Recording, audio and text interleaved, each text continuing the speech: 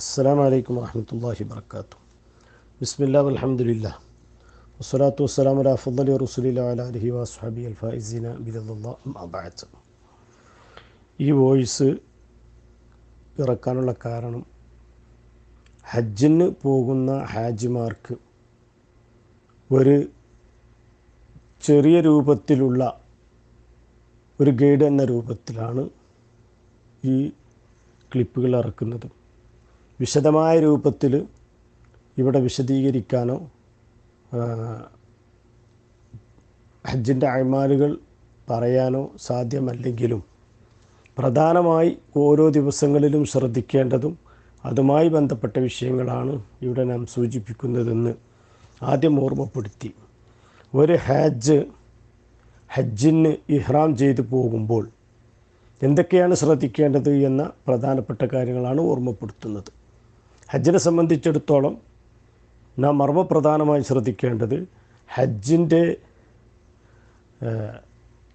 അർക്കാനുകൾ, റുക്നുകൾ, അതിൻ്റെ വാജിബാത്തുകൾ, സുന്നത്തുകൾ, ഇതാണ് മർമ്മപ്രധാനമായിട്ടുള്ളത്. അഥവാ സാധാരണഗതിയിൽ നാം ഷർത്ത്, ഫർള് എന്ന് പറയുന്നത് പോലെ ഈ അർക്കാനുകളും വാജിബാത്തുകളും ഉണ്ടെങ്കിലേ ഹജ്ജ് സഹീഹാവുകയുള്ളൂ. സുന്നത്തുകൾ കൂടുമ്പോഴേ അതിൻ്റെ പരിപൂർണതയിലേക്ക് എത്തുകയുമുള്ളൂ, മറ്റുള്ള ഇബാദത്തുകളെ പോലെ തന്നെ. പക്ഷേ ഹജ്ജിന് സാധാരണഗതിയിൽ വാജിബാത്തുകൾ, അർക്കാനുകൾ എന്നാണ് ഷർത്ത്, ഫർള് എന്ന് നാം പറയുന്നതിന് പകരം ഇവിടെ ഉപയോഗിക്കുന്നത്. ഈ അർക്കാനുകളും വാജിബാത്തുകളും തമ്മിലുള്ള വ്യത്യാസം, അർക്കാനുകളിൽ നിന്ന് ഒന്ന് നഷ്ടപ്പെട്ടാൽ അതിന് മറ്റൊന്ന് വെച്ച് പകരം വെച്ചുകൊണ്ട് അത് പരിഹരിക്കാൻ സാധ്യമല്ല. വാജിബാത്ത് എന്ന് പറഞ്ഞാൽ അതിന് മറ്റെന്തെങ്കിലും ഫിദിയകൾ നൽകിക്കൊണ്ട് അത് പരിഹരിക്കാവുന്നതാണ്. ഇതാണ് തമ്മിലുള്ള വ്യത്യാസം. സുന്നത്തുകൾ പിന്നെ മറ്റുള്ള എല്ലാ ഇബാദത്തുകളെപ്പോലെ തന്നെയും ഇതിൻ്റെ പരിപൂർണത ലഭ്യമാവാൻ വേണ്ടിയിട്ടുള്ളതാണ്. അത് നിർബന്ധമായിക്കൊണ്ട് തന്നെ നാം സൂക്ഷിച്ചെടുത്ത് പരിപൂർണതയിലേക്ക് നാം എത്തിക്കാൻ ശ്രമിക്കേണ്ടതാണ്. കൂടുതൽ സുന്നത്തുകളിലേക്ക് നാം ഇറങ്ങിച്ചെല്ലുകയില്ല, കാരണം നമ്മളുടെ ക്ലിപ്പുകൾ വിശാലമായി പറയാൻ സൗകര്യമില്ലാത്തത് കൊണ്ട് തന്നെ. അപ്പോൾ തുടക്കത്തിൽ ഒരാൾ ഹജ്ജിന് ഒരുങ്ങുകയാണെങ്കിൽ എന്ത് ചെയ്യണം? അദ്ദേഹം ആദ്യമായിട്ട് ഇഹ്റാം ചെയ്യാൻ ശരീരത്തിലുള്ള വേസ്റ്റ്, മുടി, നഖം പോലത്തതൊക്കെ നീക്കി ഉദ്ഹിയ്യത്ത് ഉദ്ദേശിക്കുന്ന വ്യക്തിക്ക് അത് നീക്കേണ്ടതില്ല.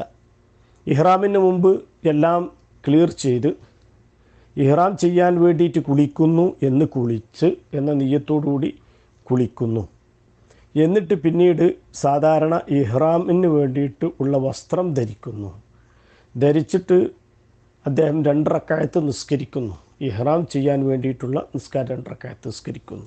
ഈ കാര്യങ്ങളെല്ലാം സുന്നത്തുകളാണ്. അങ്ങനെ നിസ്കാരം കഴിഞ്ഞ് ഉടനെ അദ്ദേഹത്തിൻ്റെ ഇപ്പോൾ ജിദ്ദ പോലത്തെ സ്ഥലങ്ങളിൽ നിന്ന് പുറപ്പെടുന്നവർ അവരുടെ റൂമിൽ വെച്ചുകൊണ്ട് തന്നെ, അതുപോലെ പുറത്ത് നിന്ന് വരുന്ന ആളുകൾ അവരുടെ റൂമിൽ നിന്നാവാം, അല്ലെങ്കിൽ അവർക്ക് ഓരോരുത്തർക്കുമുള്ള മീഖാത്തുണ്ട്. ആ മീഖാത്ത് കടക്കുന്നതിന് മുമ്പായിരിക്കണം അവരെന്ത് ചെയ്യുന്നു? ഇഹ്റാം ചെയ്യുന്നു. ഇഹ്റാം ചെയ്യുക എന്ന് പറഞ്ഞാൽ നിയ്യത്ത് ചെയ്യലാണ്, നാവ് കൊണ്ട് പറയൽ സുന്നത്താണ്, ഹൃദയത്തിൽ കരുതലാണ് ഇഹ്റാം. ഇഹ്റാം ചെയ്യുമ്പോൾ പല രൂപത്തിൽ ഇഹ്റാം ചെയ്യാമെങ്കിലും പ്രധാനപ്പെട്ട 1-2 രൂപങ്ങളാണ് നാം ഇവിടെ പറയുന്നത്.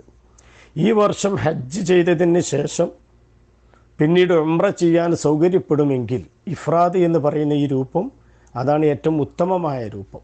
പക്ഷേ ഇപ്പോഴത്തെ സാഹചര്യത്തിൽ സാധാരണഗതിയിൽ സൗദിയിലെ നിയമപ്രശ്നങ്ങളൊക്കെ കാരണം പുറത്തു നിന്ന് വരുന്നവർക്ക് ജിദ്ദ അല്ലെങ്കിൽ തായിഫ് പോലത്തെ, മക്ക പോലത്തെ അടുത്ത പ്രദേശത്തിൽ നിന്നല്ലാതെ സൗദി അറേബ്യയുടെ പല ഭാഗങ്ങളിൽ നിന്നൊക്കെ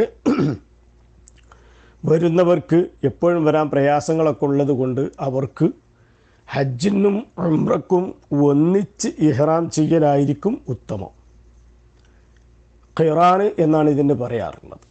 ഹജ്ജ് ഉംറയുടെ ഇഹ്റാം ചെയ്ത് നിയ്യത്ത് വെച്ച് ഈ ഹജ്ജിൻ്റെ അമലുകൾ പൂർത്തീകരിക്കലോടുകൂടി ഹജ്ജിൻ്റെയും ഉംറയുടെയും കൂലി പ്രതിഫലം അവർക്ക് ലഭ്യമാകുന്നു. ഏതായിരുന്നാലും ഹജ്ജായാലും ഉംറയായാലും ഒരു മനുഷ്യനെ സംബന്ധിച്ചിടത്തോളം ഇസ്ലാമിൽ ഒരു പ്രാവശ്യമാണ് അവർക്ക് നിർബന്ധമാകുന്നത്. അല്ലാത്ത സമയത്തുള്ളതൊക്കെ സുന്നത്തുകളായ ഹജ്ജും ഉംറയുമാണ്. കഴിവിൻ്റെ പരമാവധി വർദ്ധിപ്പിക്കൽ ഉത്തമവുമാണ്. ഇരിക്കട്ടെ, ഇഹ്റാം ചെയ്യാൻ വേണ്ടി തയ്യാറായ മനുഷ്യൻ നേരത്തെ പറഞ്ഞതുപോലെ ഹജ്ജ് ഉംറയ്ക്ക് ഇഹ്റാം ചെയ്യുന്നുവെങ്കിൽ ഖാരിനായിക്കൊണ്ട് ഖിറാൻ രണ്ടും കൂടി ഒന്നിച്ച് ഇഹ്റാം ചെയ്യുന്ന വ്യക്തി നവൈത്തുൽ ഹജ്ജ വൽ ഉംറത്ത ലില്ലാഹി തആല, ഞാൻ അള്ളാഹുവിനക്ക് ഹജ്ജും ഉംറയും കരുതി എന്ന് മനസ്സിൽ കരുതുന്നു, നാവിൽ പറയൽ സുന്നത്ത് കൂടിയാണ്. ലബ്ബൈക്ക് അല്ലാഹുമ്മ ലബ്ബൈക്ക് ലബ്ബൈക്ക് ലാ ശരീക ലക ലബ്ബൈക്ക്. ഈ നിയ്യത്തോടു കൂടി അദ്ദേഹം ഹജ്ജ് ഉംറയിൽ പ്രവേശിച്ചു. ഹജ്ജ് മാത്രം ഉദ്ദേശിച്ച് വെക്കുകയാണെങ്കിൽ നവൈത്തുൽ ഹജ്ജ വ അഹ്റംതു ബിഹി ലില്ലാഹി തആല ലബ്ബൈക്ക് അല്ലാഹുമ്മ ലബ്ബൈക്ക് എന്ന തൽബിയത്ത് ചൊല്ലിക്കൊണ്ട് നിയ്യത്ത് അവൻ കരുതുന്നു, അതോടൊപ്പം അത് പറയുന്നു. ഇതോടുകൂടി അവൻ ഇഹ്റാമിൽ പ്രവേശിച്ചു. ഇനി ഇഹ്റാം ചെയ്താൽ നിഷിദ്ധമാകുന്ന ഒരുപാട് കാര്യങ്ങളുണ്ട്, അതൊന്നും അവൻ ചെയ്യാൻ പാടില്ല. ഒക്കെ ഇതിന് മുമ്പായിരിക്കണം. തലയിൽ എണ്ണ കൊടുക്കേണ്ടത്, അത്തർ ഉപയോഗിക്കണമെങ്കിൽ അത്, ഇത്യാദി കാര്യങ്ങളൊക്കെ നേരത്തെ ഇഹ്റാം നിയ്യത്ത് ചെയ്യുന്നതിന് മുമ്പ്, നേരത്തെ നമ്മൾ സൂചിപ്പിച്ചതുപോലെ നിസ്കരിക്കുന്നതിന് മുമ്പ് ഇതുകളൊക്കെ ക്ലിയർ ചെയ്ത് റെഡിയായിട്ട് ആയിരിക്കണം അദ്ദേഹം നിസ്കരിക്കാൻ നിൽക്കേണ്ടത്. പ്രത്യേകം ശ്രദ്ധിക്കേണ്ടത് അടിവസ്ത്രം പോലത്തെ ചുറ്റിത്തുന്നപ്പെട്ട വസ്ത്രം പുരുഷനിക്ക് ഉപയോഗിക്കൽ ഹറാമായതുകൊണ്ട് അതൊക്കെ പുരുഷന്മാർ ഒഴിവാക്കേണ്ടതാണ്, സ്ത്രീകളല്ല പുരുഷന്മാർ. സ്ത്രീ അവളുടെ മുഖവും മറക്കാൻ പാടുള്ളതല്ല. മൊത്തത്തിൽ ഏതെല്ലാം കാര്യങ്ങളാണ് നിഷിദ്ധമാവൽ എന്ന് നമ്മൾ ഇൻഷാ അല്ലാഹ് പറയും. അതുകൊണ്ട് ഇവിടെ ആദ്യമായി ശ്രദ്ധിക്കേണ്ടത് പുരുഷൻ അടിവസ്ത്രങ്ങളൊക്കെ ഒഴിവാക്കി ഇഹ്റാം ചെയ്താൽ സാധാരണ നാം ധരിക്കാറുള്ള ആ രണ്ട് കഷ്ണം തുണി വസ്ത്രം ധരിച്ച്, സ്ത്രീകൾ മുഖവും മുങ്കയും ഒഴിച്ച് ബാക്കിയുള്ള എല്ലാ ഭാഗങ്ങളും സോക്സ് അടക്കം ധരിച്ച് നേരത്തെ പറഞ്ഞതുപോലെ നിയ്യത്ത് വെച്ച് നിസ്കരിച്ച് അവിടെ ഇരുന്നു കൊണ്ട് നിയ്യത്ത് ചെയ്യുന്നു, ഇഹ്റാം ചെയ്യുന്നു. നവൈത്തുൽ ഹജ്ജ വൽ ഉംറത്ത ലില്ലാഹി തആല, ഫർളാണെങ്കിൽ ഫർളായത് എന്ന് കൂടി കരുതാവുന്നതാണ്. നവൈത്തുൽ ഹജ്ജ വൽ ഉംറത്തൽ ഫർളിയ ലില്ലാഹി തആല, ഫർളായ ഹജ്ജ് ഉംറ അല്ലെങ്കിൽ ഫർളായ ഹജ്ജ് ഞാൻ കരുതി, ലബ്ബൈക്ക് അല്ലാഹുമ്മ ലബ്ബൈക്ക്. ഇതോടുകൂടി അവൻ ഹജ്ജിൽ പ്രവേശിച്ചു. ഇത് ചെയ്യാണ്ട് നേരത്തെ സൂചിപ്പിച്ചതുപോലെ ജിദ്ദ, ത്വായിഫ്, മക്ക പോലത്തവർ അവരവരുടെ റൂമിൽ വെച്ചുകൊണ്ടും അല്ലാത്തവർ പുറത്തുനിന്ന് വരുന്ന അവരുടെ മീഖാത്ത് വിട്ട് കിടക്കുന്നതിന് മുമ്പുമാണ്. ഹജ്ജ് ഉംറക്ക് ഒന്നിച്ച് ഇഹ്റാം ചെയ്ത വ്യക്തിക്ക് ഫിദിയ നിർബന്ധമാകും. ഒന്നിരിക്കൽ അറവ് കൊടുക്കണം, ഇല്ലെങ്കിൽ 10 നോമ്പ് എടുക്കണം. ഇതാണ് അവർ ചെയ്യേണ്ടത്. മീഖാത്ത് ലാഭിച്ചു എന്നതാണ് അതിൻ്റെ കാരണം. ഇരിക്കട്ടെ, ഇഹ്റാം ചെയ്തു അവിടെ നിന്ന് നാം വാഹനത്തിൽ കയറി പുറപ്പെട്ടു. പോരുമ്പോൾ ഒരുപാട് ദിക്റുകൾ, വാഹനത്തിൽ കയറുന്ന ദിക്ർ, അതുപോലെ മറ്റ് ദിക്റുകളെല്ലാം ഉണ്ട്. തൽബിയത്ത് വർദ്ധിപ്പിച്ചുകൊണ്ടേ ഇരിക്കണം. അതാണ് ഒരു ഹജ്ജ് ഇഹ്റാം ചെയ്ത വ്യക്തി കൂടുതലായി ചെയ്യേണ്ടത്. ലബ്ബൈക്ക് അല്ലാഹുമ്മ ലബ്ബൈക്ക് ലബ്ബൈക്ക് ലാ ശരീക ലക എന്ന് പറയുന്ന തൽബിയത്ത് എന്ന് പറയുന്ന ദിക്ർ വർദ്ധിപ്പിക്കുക. റസൂലുള്ളാഹിന്റെ മേലുള്ള സ്വലാത്ത് ചൊല്ലുക. ഈ രൂപത്തിൽ സുന്നത്തായ അദ്കാറുകൾ അവരുടെ ഗൈഡ് കയ്യിൽ പുസ്തകങ്ങളൊക്കെ ഉണ്ടാവാം, അതിൽ ഉണ്ടാവണം. അതിലൊക്കെ നോക്കിക്കൊണ്ട് സുന്നത്തായ ഇത്തരം കാര്യങ്ങൾ വർദ്ധിപ്പിക്കാൻ ശ്രമിക്കുക. അങ്ങനെ പോരുന്ന വ്യക്തി വന്ന് മക്കയിലെത്തുന്നു. മക്കയിലെത്തിയാൽ ആദ്യമായിട്ട് ഈ ഇഹ്റാം, നമ്മളിപ്പോൾ അവിടെ നമ്മളെ റൂമിൽ വെച്ച് നാം ചെയ്തിട്ടുള്ള ഇഹ്റാം, അതാണ് ഹജ്ജ് ഉംറയുടെ ഒന്നാമത്തെ റുക്ന് എന്ന് പറയുന്നത്. റുക്നുകളിൽപ്പെട്ട ഒരു റുക്നാണ്. ഇഹ്റാം ഇല്ലെങ്കിൽ അവർക്ക് ഹജ്ജ് ഉംറ ലഭ്യമല്ല. അതിന് മറ്റൊന്ന് പരിഹരിച്ച് അതിന് ബദലായിക്കൊണ്ട് ചെയ്യാൻ സാധിക്കുന്നതും അല്ല, പരിഹരിക്കാവുന്നതുമല്ല. അപ്പോൾ അത് നിർബന്ധമായി ഉണ്ടായിരിക്കണം. നാവ് കൊണ്ട് പറഞ്ഞാൽ പോരാ, ഹൃദയത്തിൽ കൽബിൽ കരുതണം. നമ്മൾ നിസ്കാരത്തിലൊക്കെ കരുതുന്നത് പോലെ കരുതണം, പ്രത്യേകം ശ്രദ്ധിക്കണം. ഇതാണ് ഇഹ്റാം. ഇഹ്റാം ഒന്നാമത്തെ റുക്ന് ആണ് ഹജ്ജ് ഉംറയുടെ. അത് ചെയ്ത വ്യക്തി നേരെ വരുന്നു, ഹറമിലെത്തി. യാത്രയിലൂടെയൊക്കെ വന്നു, മറ്റു കാര്യങ്ങളൊക്കെ സുന്നത്തായ കാര്യങ്ങൾ ചെയ്തു വന്നു. അവർ ഹറമിലെത്തുന്നു. ഹറമിൽ വന്നിട്ട് ആദ്യമായി ചെയ്യുന്നത് സാധാരണഗതിയിൽ ഇപ്പോൾ 7-8 പുറപ്പെടുന്ന ആളുകൾ നേരിട്ട് സാധാരണ വരുന്നത് ഹറമിലേക്കായിരിക്കും. ഹറമിൽ വന്നാൽ ഹറമിൽ വെച്ചിട്ട് ഖുദൂമിൻ്റെ തവാഫ് ചെയ്യുന്നു. ഖുദൂമിൻ്റെ തവാഫ് എന്ന് പറഞ്ഞാൽ ഹറമിലേക്ക് കടന്നു വരുന്ന വ്യക്തികൾ ചെയ്യുന്ന തവാഫ്. ഈ തവാഫ് നിർബന്ധമല്ല, സുന്നത്തായ തവാഫാകുന്നു. ആ സുന്നത്തായ തവാഫിനാണെങ്കിലും ആ തവാഫ് സഹിയാവണമെങ്കിൽ, അത് ഏതൊരമലാണെങ്കിലും അത് സഹിയാവണമെങ്കിൽ അതിനിക്ക് ഷർത്തും ഫർളുകളും ഉണ്ട്. അത് നാം പ്രത്യേകം ശ്രദ്ധിക്കേണ്ടതാണ്. ഇരിക്കട്ടെ, വന്ന് ഹറമിലെത്തി നമ്മളുടെ മറ്റ് ബാത്റൂമിൽ പോയി മറ്റുള്ള കാര്യങ്ങളൊക്കെ കഴിഞ്ഞ് അവിടെ വെച്ച് വുളു ചെയ്യുമ്പോൾ കഴിവിൻ്റെ പരമാവധി പരിപൂർണമായ കാമിലായ ഉളുവിൻ്റെ പൂർണ്ണമായ സുന്നത്തുകൾ എടുത്തുകൊണ്ട് തല തടകുമ്പോൾ ഏറ്റവും ചുരുങ്ങിയത് നമ്മളുടെ ഒരു നെറുന്തലയുടെ കണക്കനുസരിച്ച് അല്ലെങ്കിൽ തല പൂർണ്ണമായി തടവാനൊക്കെ ശ്രദ്ധിച്ച് നാം ഇവിടെ പറയുന്നതും ചെയ്യുന്നതും ഷാഫിഈ മദ്ഹബ് അനുസരിച്ചാണ്. കാരണം കേരളക്കാരായ നാം ഷാഫി മദ്ഹബിൻ്റെ ഷാഫികളായതുകൊണ്ട് നാം പഠിച്ചത് അതാണ് നമുക്ക് പ്രാക്ടിക്കലിന് ഏറ്റവും ഉത്തമമായ രൂപവും. ഇരിക്കട്ടെ, സാധാരണ വുളു ചെയ്യുന്നത് പോലെ വുളു എടുത്ത് നാം ഹറമിലേക്ക് പ്രവേശിക്കുന്നു. അവിടെ വരുമ്പോൾ ഇവിടുത്തെ ഗവൺമെൻറ്റിൻ്റെ നിയമപ്രശ്നങ്ങളും മറ്റു വിഷയങ്ങളൊക്കെ ഉണ്ടാകും. അതെല്ലാം നാം പാലിക്കാൻ നിർബന്ധിതരുമാണ്. അതെല്ലാം പാലിച്ചുകൊണ്ട് ഹറമിൽ പ്രവേശിച്ചു ത്വവാഫ് ചെയ്യുന്നു. ത്വവാഫ് ചെയ്യുമ്പോൾ ആദ്യമായിട്ട് ശ്രദ്ധിക്കേണ്ടത്, ത്വവാഫിനിക്ക് നേരത്തെ പറഞ്ഞതുപോലെ ഷർത്തുകളും ഫർളുകളും ഉണ്ട്. തവാഫിൻ്റെ ഷർത്ത് ഒന്നാമത്തേത് ശുദ്ധി ഉണ്ടായിരിക്കണം. ചെറിയ അശുദ്ധിയിൽ നിന്നും വലിയ അശുദ്ധിയിൽ നിന്നും നജസിൽ നിന്നൊക്കെ ശുദ്ധി ആയിരിക്കണം. അത് പറയേണ്ടതില്ല. അതിനാണ് നാം ഒളു എടുക്കുന്നത്. മറ്റ് അശുദ്ധികളൊന്നും സ്വാഭാവികമായി നമുക്കുണ്ടാവാറില്ല. അതുകൊണ്ട് ശരീരം, നമ്മളുടെ വസ്ത്രങ്ങളൊക്കെ നജസിൽ നിന്ന് ശുദ്ധമാണ് എന്ന് നാം ഉറപ്പ് വരുത്തേണ്ടതാണ്. അതൊന്നും ഉണ്ടാവാൻ പാടില്ല. ഇപ്പോൾ പ്രത്യേകിച്ച് കുട്ടികളെ ചുമന്നുകൊണ്ടുള്ള ഹജ്ജ് ഇല്ലാത്തത് കൊണ്ട് അത്തരം വിഷയങ്ങൾ ഇവിടെ പ്രതിപാദിക്കുന്നില്ല. അത് മറ്റൊരു സമയത്ത് ഇൻഷാ അല്ലാഹ് നമുക്ക് ചർച്ച ചെയ്യാവുന്നതാണ്. അങ്ങനെ സഹിയായ രൂപത്തിൽ ഒളു എടുത്ത് അതാണ് ഒന്നാമത്തേത്. ഒളു ഉണ്ടായിരിക്കണം, ശുദ്ധി ഉണ്ടായിരിക്കണം. രണ്ടാമത്തേത് ഔറത്ത് മറച്ചിരിക്കണം. നമ്മുടെ ഔറത്ത് മറക്കണം തവാഫിൽ. ഔറത്ത് വെളിവിട്ടാൽ തവാഫ് സഹിഹാവുന്നതല്ല. അപ്പോൾ അവിടെ നാം ശ്രദ്ധിക്കേണ്ടത്, ഔറത്ത് മറക്കുക എന്ന് പറഞ്ഞാൽ പുരുഷൻ്റെ ഔറത്ത് നമുക്കറിയാം, നിസ്കാരത്തിൽ മുട്ടുപുക്കളിൻ്റെ ഇടയിലുള്ള സ്ഥലമാണ് പുരുഷൻ്റേത്. അത് പുരുഷൻ മറച്ചിരിക്കണം. സ്ത്രീയെ സംബന്ധിച്ചിടത്തോളം ഇവിടെ ഇഹ്റാം ചെയ്തത് കാരണം അവളുടെ മുങ്കയും മുഖവും ഒഴിച്ച് ബാക്കിയുള്ള എല്ലാ ഭാഗങ്ങളും മറച്ചിരിക്കണം. നിർബന്ധമായി കാലിൽ സോക്സ് ധരിച്ചിരിക്കണം സ്ത്രീ. സോക്സ് ധരിക്കാത്ത സ്ത്രീ തവാഫ് ചെയ്ത ആളുടെ തവാഫ് സഹിയല്ല. അതുപോലെ തന്നെ ഒരു മുടിനാര് പോലും പുറത്ത് കാണുന്ന രൂപത്തിലായിരിക്കരുത് തട്ടങ്ങൾ തലയിൽ ധരിക്കേണ്ടത്, ശിരോവസ്ത്രം ധരിക്കേണ്ടത് എന്ന് പ്രത്യേകം ഓർമ്മപ്പെടുത്തുകയാണ്. ഈ രൂപത്തിൽ ഔറത്ത് മറച്ചിരിക്കണം. മൂന്നാമത്തേത് ഹജറുൽ അസ്വദ് മുതൽക്കാണ്. നമുക്കൊക്കെ അറിയാം, തവാഫിന് പോയ ആളുകളായതുകൊണ്ട് വിശദീകരിക്കേണ്ട ആവശ്യമില്ല. ഹജറുൽ അസ്വദ് മുതൽക്കാണ് തുടങ്ങേണ്ടത്. വേറെ വിശുദ്ധ കഅബാലയത്തിൻ്റെ വേറെ ഏതെങ്കിലും മൂലകളിൽ നിന്ന് തുടങ്ങിയാൽ തവാഫ് സഹിയല്ല. ഹജറുൽ അസ്വദ് മുതൽക്ക് തുടങ്ങേണ്ടതുണ്ട്. നാലാമത്തേത്, തുടങ്ങുന്ന സമയം അവൻ്റെ ശരീരത്തിൻ്റെ ഭാഗം കൊണ്ട് ഹജറുൽ അസ്വദിന് മുന്നിടേണ്ടതുണ്ട്. അപ്പോൾ നാം സാധാരണഗതിയിൽ ഹജറുൽ അസ്വദിൻ്റെ കോർണറിൽ, ആ കോർണർ നമ്മുടെ വലത് ഭാഗത്താകുന്ന രൂപത്തിൽ കഅബയിലേക്ക് മുന്നിട്ട് നിന്നുകൊണ്ട് അല്പാൽപ്പം അങ്ങോട്ട് വലത് ഭാഗത്തേക്ക് നാം ഇങ്ങനെ അല്പാൽപ്പമായി തെറ്റി ശരീരം മുഴുവനും ഹജറുൽ അസ്വദിന് മുന്നിടുന്ന രൂപത്തിൽ നിന്നിട്ട് തിരിഞ്ഞു നിന്ന് ഇടഭാഗത്ത് കഅബയിലേക്ക് വരുന്ന രൂപത്തിൽ തിരിഞ്ഞു നിന്നുകൊണ്ടാണ് ത്വവാഫ് തുടങ്ങേണ്ടത്. ഇത് തുടക്കത്തിൽ പ്രത്യേകം ശ്രദ്ധിക്കേണ്ടതാണ്. ഈ ഒരു അവസരത്തിലല്ലാതെ കഅബയിലേക്ക് നാം മുന്നിടേണ്ട ഒരവസരം പിന്നീട് ഉണ്ടാകുന്നതല്ല. ഇവിടെ കഅബയിൽ ഹജറുൽ അസ്വദിനെ ചുംബിച്ചുകൊണ്ടൊക്കെ തുടങ്ങുന്ന സുന്നത്താണ്.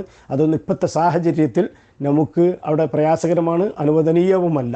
അതുകൊണ്ട് കഅബയിലേക്ക് ഹജറുൽ അസ്വദിലേക്ക് ശരീരം മുഴുവനും മുന്നിടുന്ന രൂപത്തിൽ നിന്ന് ശരീരം കൊണ്ട് ഹജറുൽ അസ്വദിന് മുന്നിട്ട് അങ്ങനെ പതുക്കെ നാം എന്തു ചെയ്യുന്നു, നാം തിരിഞ്ഞു നിൽക്കുന്നു.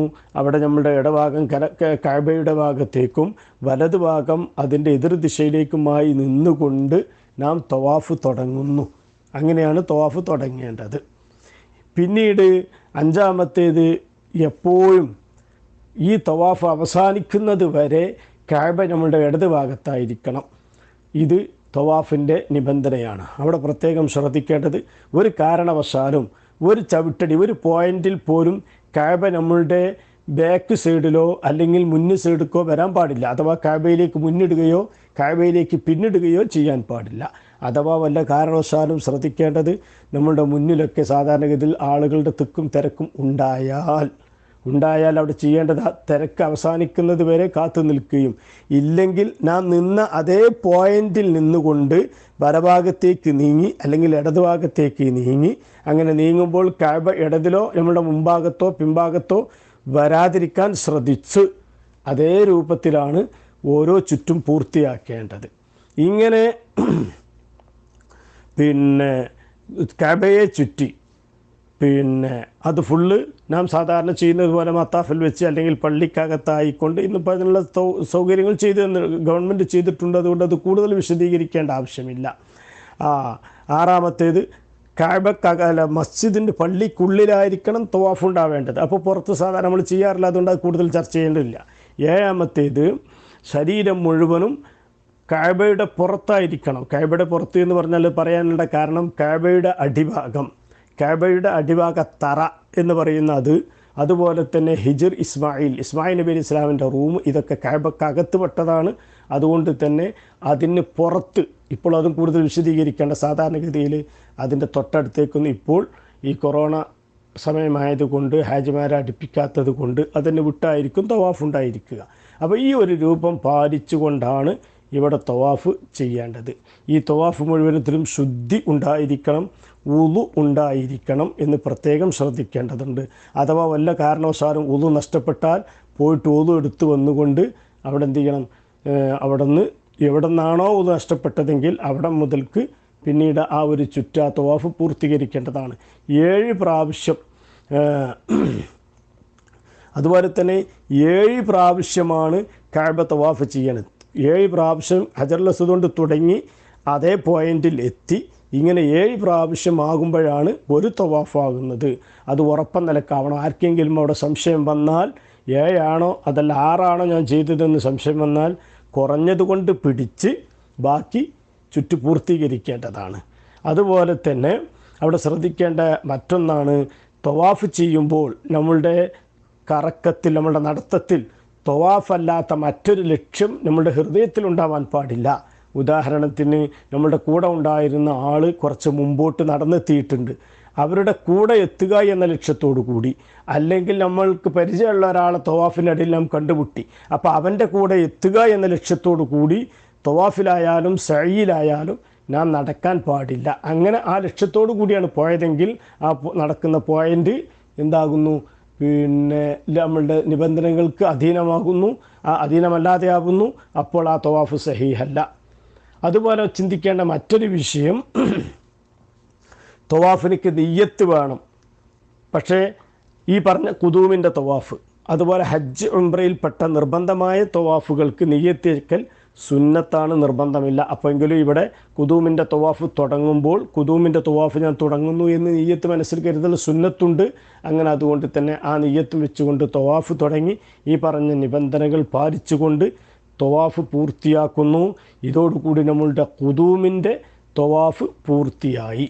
ഇനി ഇവിടുന്ന് നമ്മൾ ചെയ്യേണ്ട മറ്റൊരു കാര്യം,